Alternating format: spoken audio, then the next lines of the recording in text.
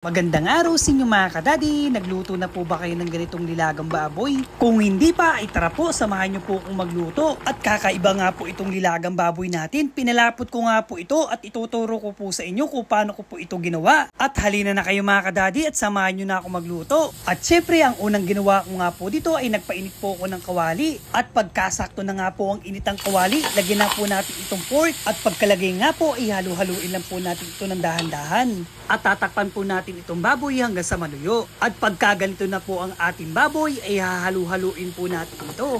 Pagka okay ng ating baboy mga kadadi, lagyan na po natin itong patis. 3 kutsara nga lang po ang ginamit ko dyan at sibuyas at bawang po. At saka ko po ito mga kadadi hinalo-halo at naglagay na nga rin po ko dito ng ilang cup ng tubig. At nasa inyo ng mga kadadi kung ganong karaming sabaw ang ilalagay nyo. At habang nga po tayo nag-iintay ng pagkulo, ilagyan po natin itong paminta. Pagkatapos na naman mga kadadi, ilagay na po natin itong patatas. At para kakaiba naman po, ilagay rin po ko rito ng carrots. At nilagay ko na nga rin po itong saba. At nilubog ko na nga rin po dyan mga kadadi at hinintay ko nga po itong kumulo. At pagkulo nga po ng ilang minuto ay lumambot na nga po itong mga nilagay nating patatas, carrots at saba. At sa mga nagtataka kung bakit nga po itong lumapot ang ating sabaw, ay ganito nga po ang ginawa ko. Kung mga nilagay po nating patatas, carrots at saba ay dinurog ko nga lang po ito. At paalala ko nga lang po mga kadadi, huwag po tayong sobra sa saba. Baka po umasim ito pagka ito'y dinurog natin ng maramihan. Pag nadurog na po natin itong mga nilagay natin, ay hintay lang po tayo ng ilang minuto. At saka po natin ito ilalagay yung mga maramihan nating patatas, carrots at saba.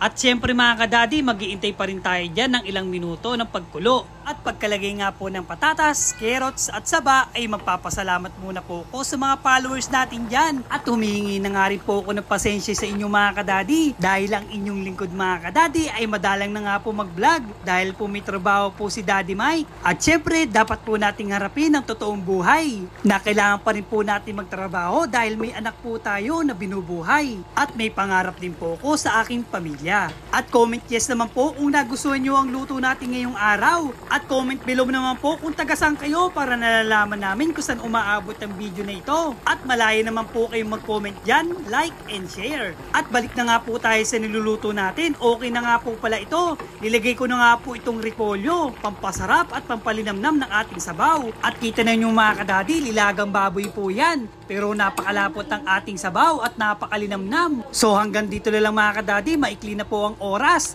Eri po si Daddy Mike na laging nagsasabing, mas piliin yung laging masaya. Huwag po natin isamang stress sa ating buhay dahil minsan lang po ang mabuhay. Bye-bye po!